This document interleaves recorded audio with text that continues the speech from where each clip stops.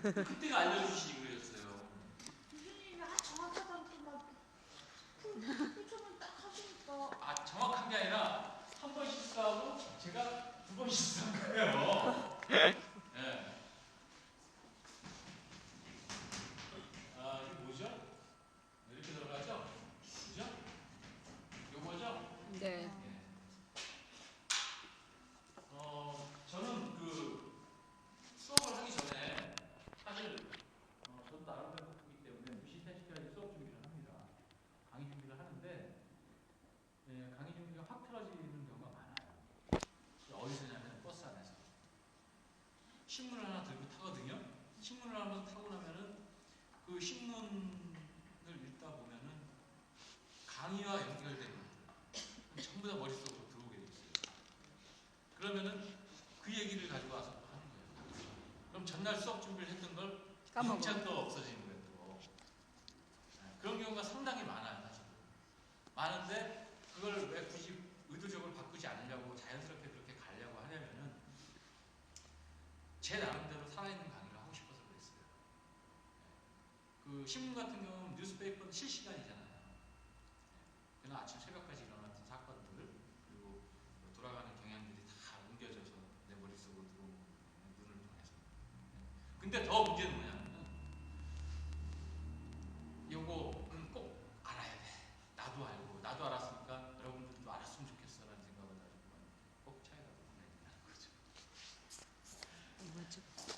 그러면은 자기가 집밥 적게 되는 거예요. 자, 현대 한국화라는 개념을 말씀을 드렸었는데 첫 시간부터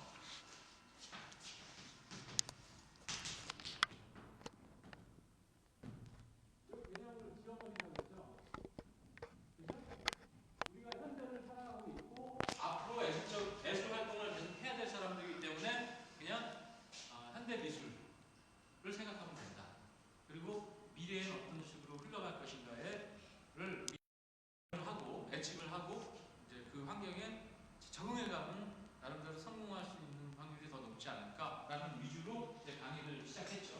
근데 이제 현대의 동양적인 왜 한국이라는 말을 없애고 동양이라는 말을 집어넣냐 하면은 왜 그러냐면은 이게 세 개가 있잖아요. 근데 여기가 중국이에요. 중국인데 여기 달라 한국이 하나 있었어요. 그죠? 요거를 하나의 문화로 보기 때문에. 그러니까 때로 우리나라 사람들은 그래요. 중국에서는 한국을 동북아시아라고 그러고 일본은 동아시아라고 그러고 중국은 아시아라고 그런다 라고 하는데 사실 문화적으로 가장 공통점이 많은 나라가 중국, 한국, 일본이고 그 우리 부정할 수 없잖아요. 동남아는 좀 많이 틀리잖아요. 왜냐하면 역사적으로 서양 문화를 일찍받았기 때문에 포르투갈이나 스페인의 지배하에 베트남도 프랑스에 영향을 식민죠. 1945년 이후죠. 그랬기 때문에 굳이 여기에 좀 보태자면은 베트남도 사실 붙여줄까 말까 붙여줄까 말까 하는데 이 세 나라 통합하면서 동아시아 3국이라고 하죠.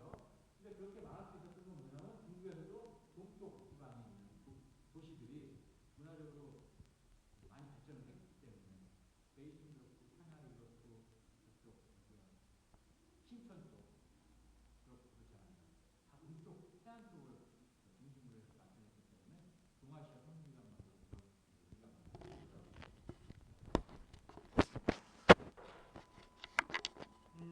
근데 이제 동양에 있어서 그 예술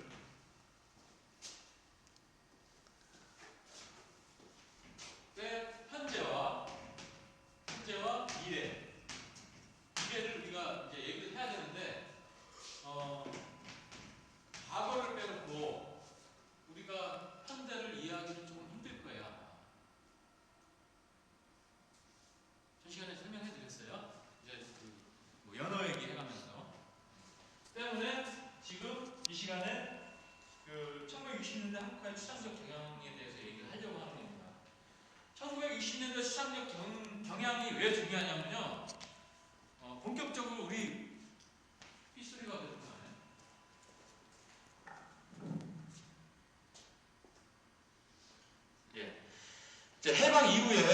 대체적으로 해방하고 나니까 바로 우리가 전쟁이 났잖아요. 1960년대까지는 상당히 우리나라 그 추상 미술에 있어서는 전체 미술에 있어서는 풍토 자체가 아주 허망하고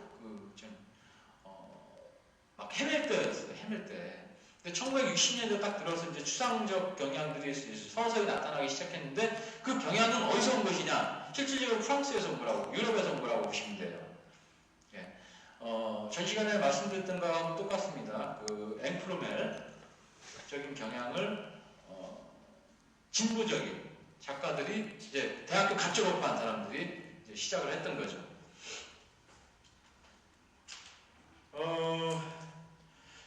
대표적인 게 1960년도에 결성됐던 묵림회가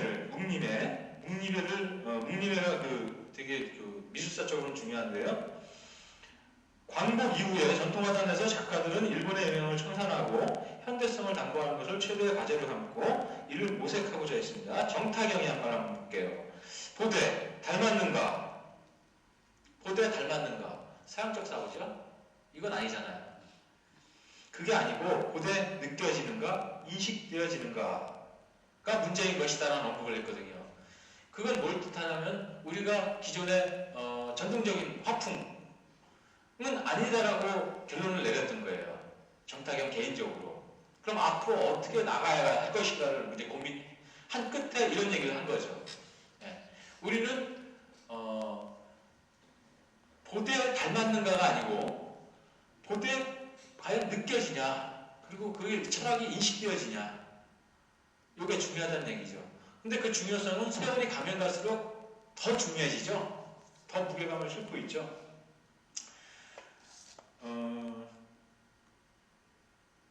해방 이후에, 우리 해방이 1940년 8월 19일이죠.